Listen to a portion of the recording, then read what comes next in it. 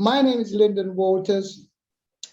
I want to tell you about me in this short period I've got. As a young boy of 4 years old, my parents, the community, which was like our village, used to say, this little boy, he's got a very analytical mind. I heard all these words, didn't know what they meant, obviously. But one thing struck me is when my daddy said, yes, Lyndon, you are a word artist. Now, I was absolutely a precocious child. I was also a very sort of intrigued child, wanting to know what's going on. I will just suffice to say that was my daddy's side of comments. My mother's side, I have to put in because, while my daddy was being the pioneer, going around to different countries to earn money so that we as a huge family could eat and live, my dearest mother, who was no bigger than about 4'10", and my kind of body shape, very tiny limbs and everything. But she taught me so much about living and about life and about spirituality and about the necessity for observation. And I remember she said to me, your daddy said you've got to at least become a good observer. And as I'm growing up, I started to figure out this word artistry business. I thought, oh, wow, I'm really like a fine artist with pastels and, all of this stuff and paint and a canvas. But what I actually do is paint onto people's minds. So lend me your minds so that I may use my brushstrokes to put an image in your head about my creation. My creation, I don't look at it as a book, but of course, being restricted to call it a book is fine. What really happens about this thing they call a book, I call it a literary docudrama movie. And that is really what it is. I've managed to chronicle everything that comes to my intuition through my voice of influence. But there are two brains, they're twins, which you will see. This book's got a trailer, and it tells you about these twins, Hiffle and Piffle. And it's they that have directed and produced this literary docudrama series, the first of which is A Taste of Champagne Urge. I will read you a little bit about some of the things, but suffice it to say it comes under the genre of fiction. I don't mind. However, I will tell you exactly what the whole point is about this book. First of all, champagne is meant to be the best of the liquor out there that people use in celebrating. It's the first bit. What is urge? Urge is just exactly what we all know it to be. It's never changed. It's like a deep desire. It's like I must have it kind of mindset. So think about the title. We're each going to be getting a taste of what champagne urge really is when we read this book. I want to entice you. I want to inveigle you to come and mingle with over 190 different characters in this book, including birds and a dog. Amazing, isn't it? Really and truly amazing. So I'm going to give you a little taste of real life situations and scenarios as I read you a little bit of this book. A lot of families were complaining about the lack of contact with prisoners, but the media supported the UFO, who happens to be the United Fraternal Organization. in their action, generally and specifically too.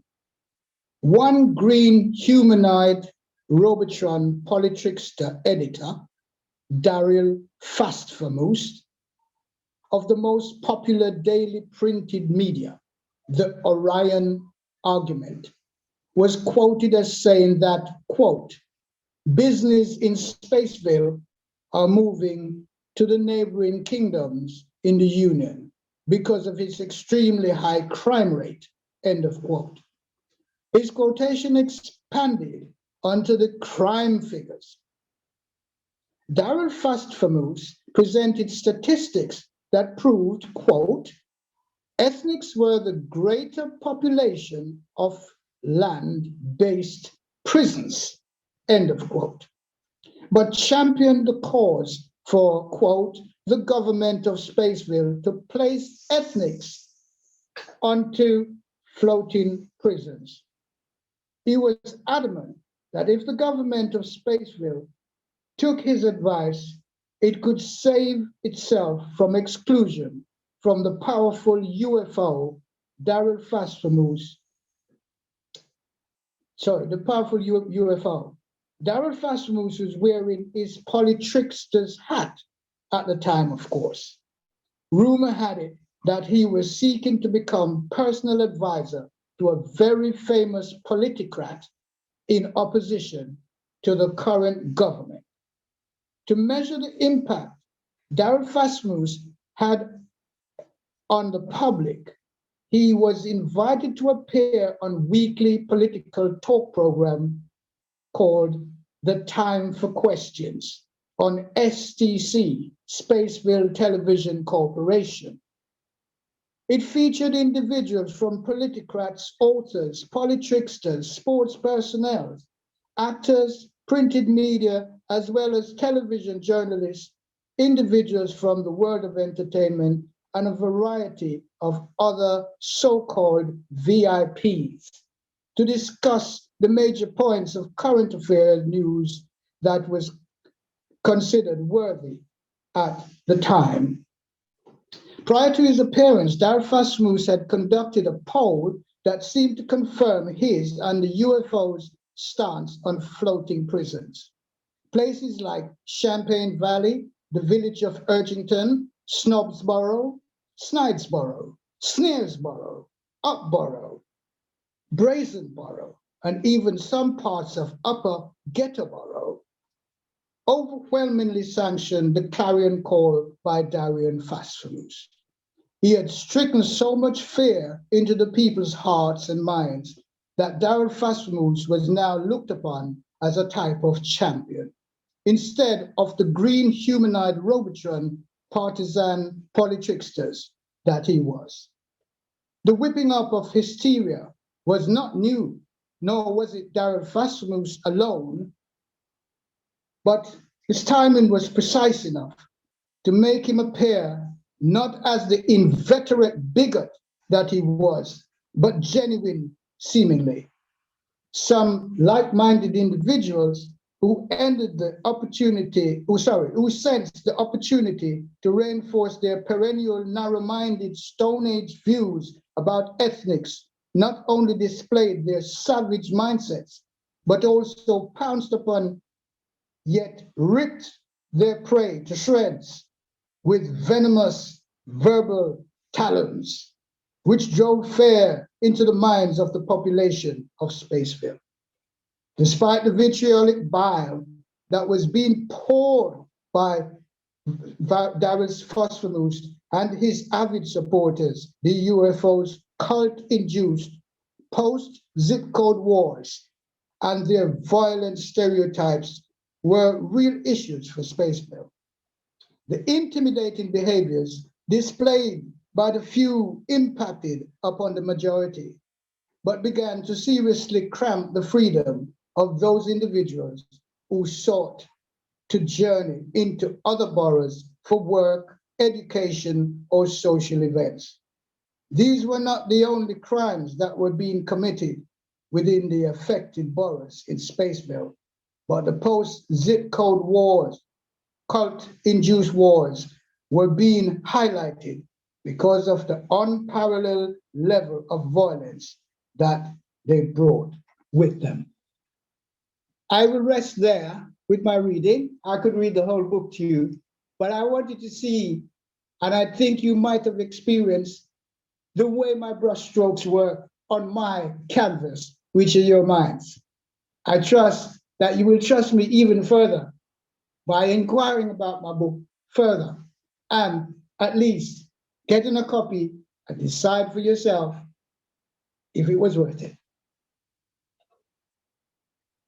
We have lots more things to say. And I want to say this. You heard about the UFO. Now, in my book, as a fiction, you would not expect to have a trailer, right? You'd more have a preface or something like that. I'll put a trailer. You would not necessarily think of a hierarchical designed chart, which explains some of the abbreviations to you, so you have it as a reference. And you would never really even think that it would have an epilogue, but it has all of those things and more. I think I'll find your comments interesting once you've read the book. What I really want to tell everybody, though, is how the idea of the book came along. The idea of the book came along when I thought about all the behaviors on this planet from every nationality that I find very much not to my taste. And that, things like pedophilia, I find that there is no law to control these things. I had to find a way of telling people how disgusted I am with certain behaviors. I couldn't put all of it, obviously. But what I thought of, if I could just invent a planet that ran, sort of parallel to Earth, then nothing, none of the two planets would be touching. But how about if the people on this new planet was able to live the behaviors from Earth? And the moment that happened, the book started.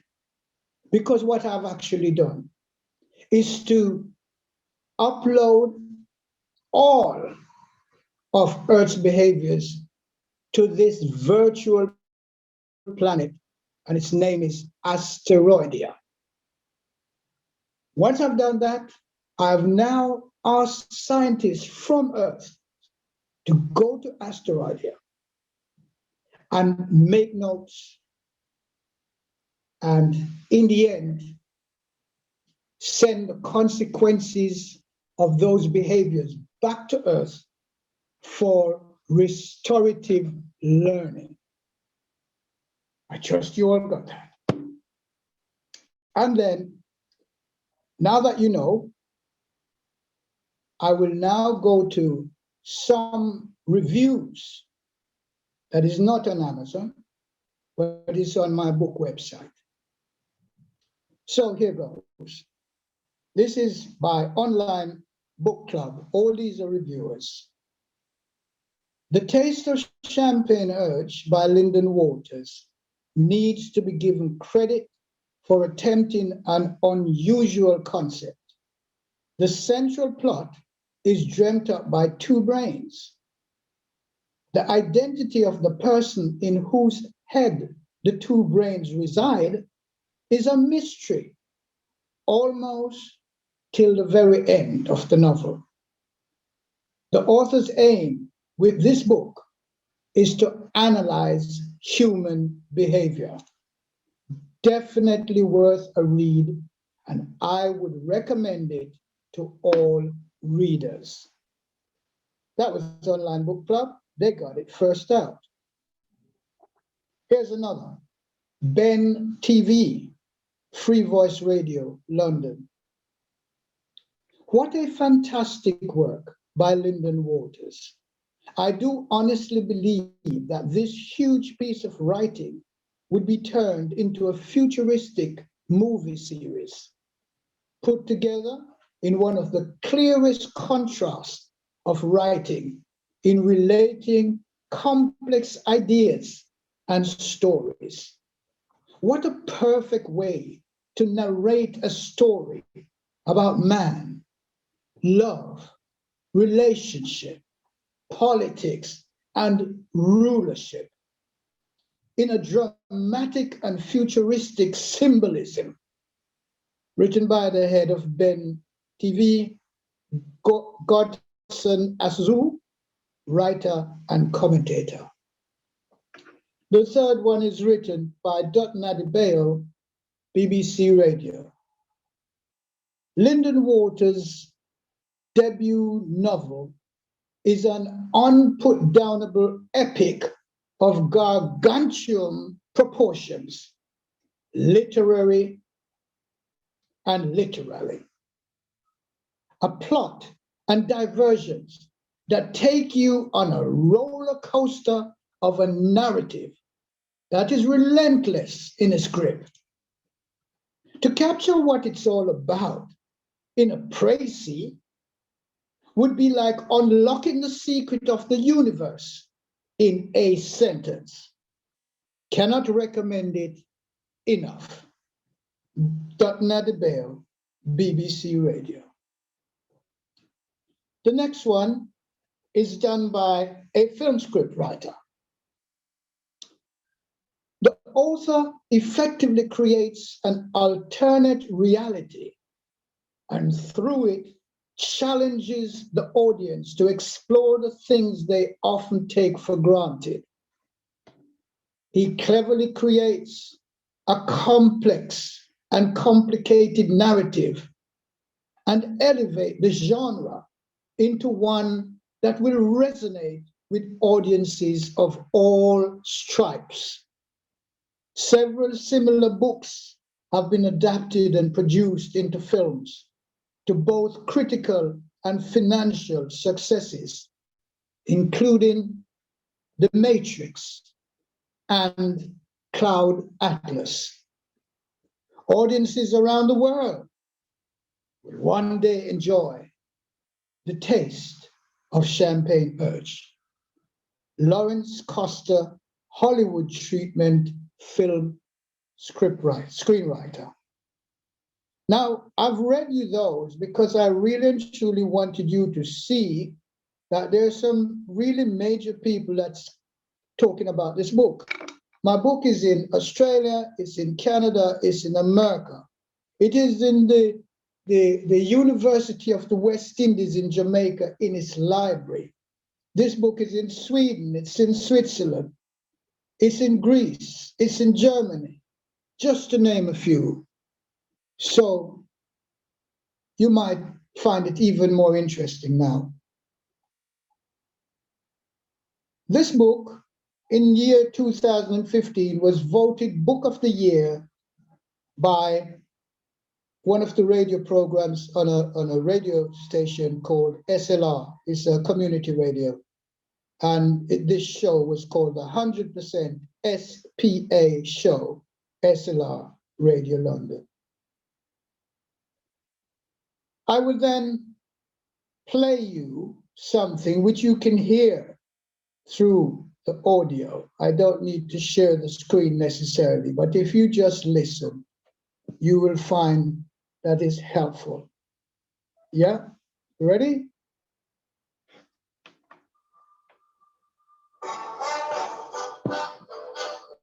I know I don't rights to return.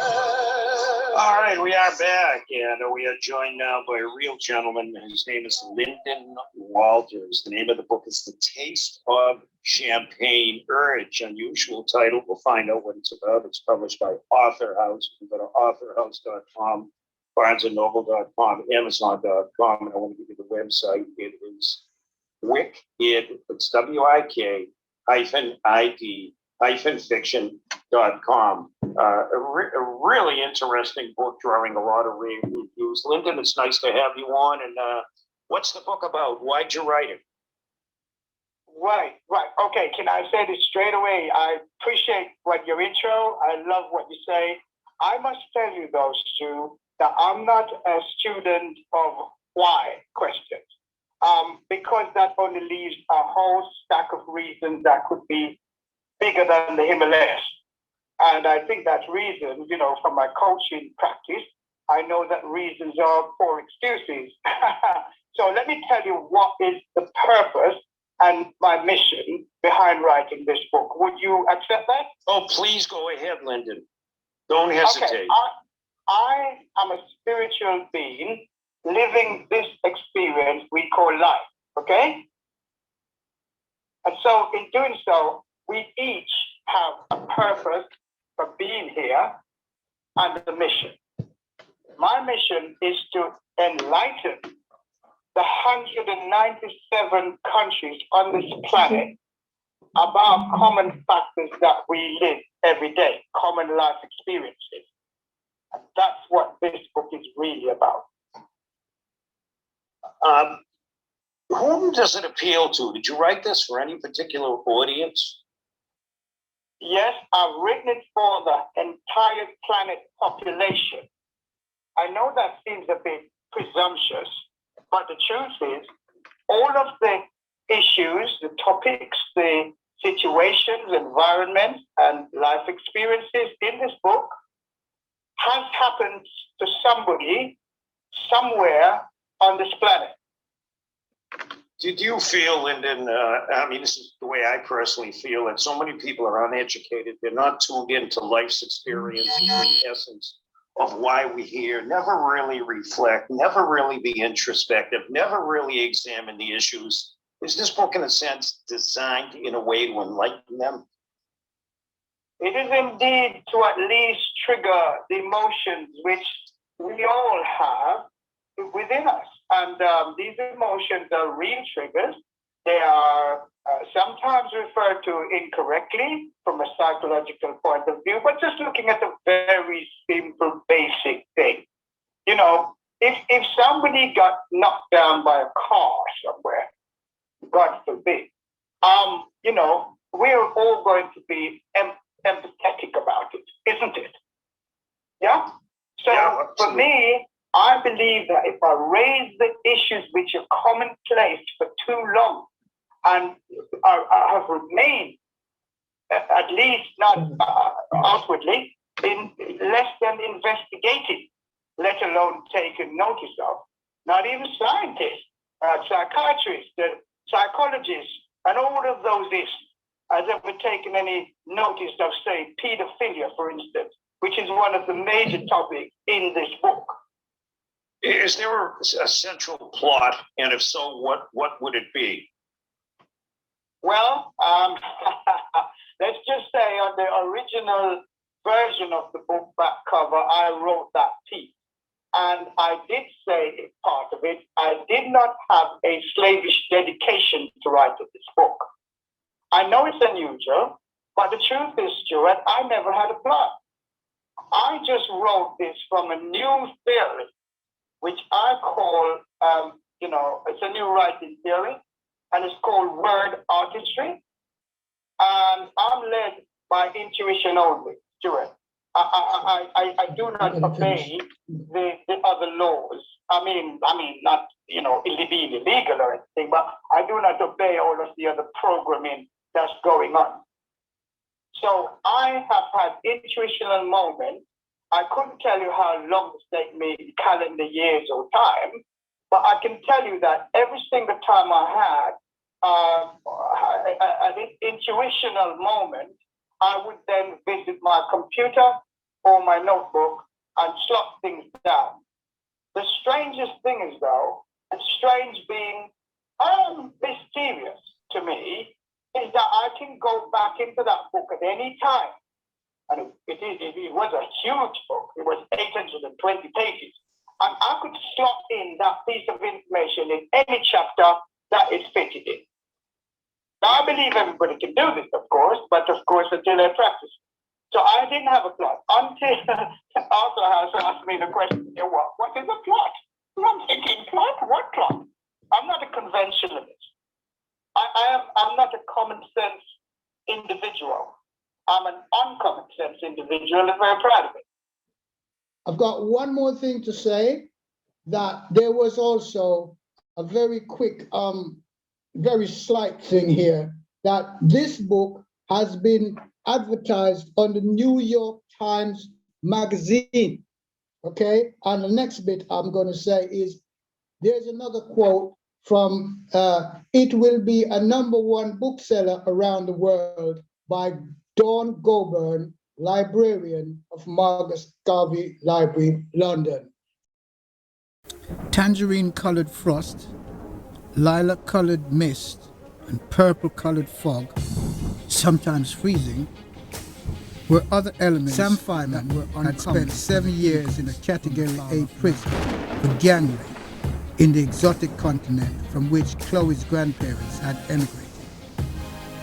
He had groomed the 16-year-old teenager, but waited for his opportunity. Constantinus was attracted to an indigenous space villain woman named Earth. They married within the first 18 months of his arrival. On the birth of their baby, Constantino, they celebrated with much champagne on his arrival into the world of space. He felt the rise below his waist. Raymond quickly removed his boxer shorts, but pulled the curtain to reveal his stepdaughter's The author, Lyndon Walters, wants you to know that his book is on show at the Frankfurt Book Fair in Germany, October 2014, and is being given the Hollywood treatment. Demand it now.